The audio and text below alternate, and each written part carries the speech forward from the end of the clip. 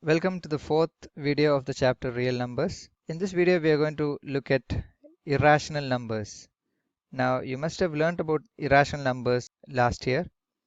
You must have learned some of their properties and how rational and irrational numbers together make up real numbers. You must have also learned how to locate irrational numbers on the number line.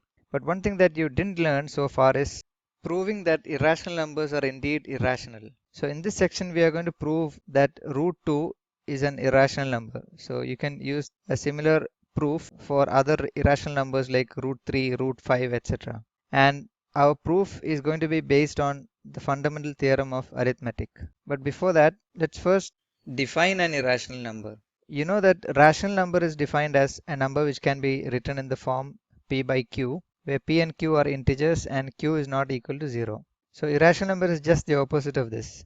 So it's a number which cannot be written in the form p by q, where p and q are integers and q not equal to 0. So you have lots of examples for irrational numbers. So root 2, root 3, root 15, etc. are all irrational numbers. We are going to prove that root 2 is an irrational number. But for this proof, you need another theorem.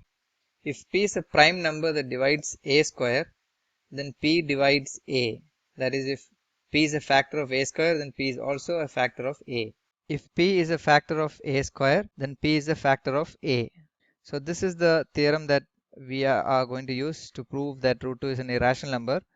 We are not going to look at the proof of this theorem as it's out of syllabus, but it's a very interesting proof and it's not that difficult. So I urge all of you to look at the proof in your textbook. We are going to prove that root 2 is an irrational number by using a method called proof by contradiction.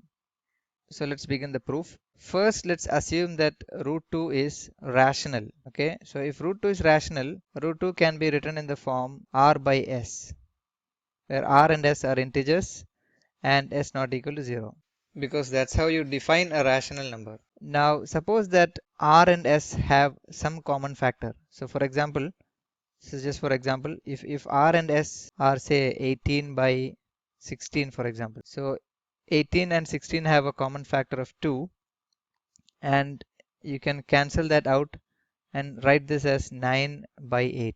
9 and 8 do not have any common factor other than 1, and such numbers are called co-primes.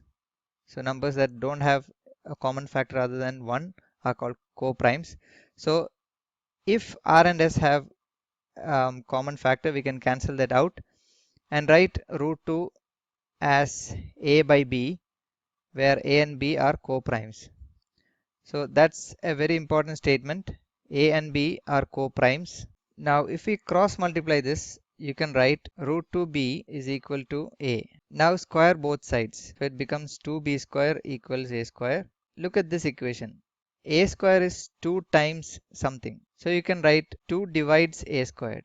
Now using the theorem that we just saw, if 2 divides a square, we can write 2 divides a. So we can write, so 2 divides a means 2 is a factor of a, or a is 2 into something.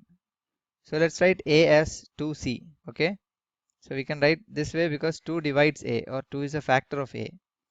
Now using a equals 2c in this equation, you can write 2b squared equals 2c whole squared. So instead of a, you're writing 2c, or 2b squared equals 4c squared. Simplifying, we get b squared equals 2c squared. Now if you look at this equation, b squared is 2 times something.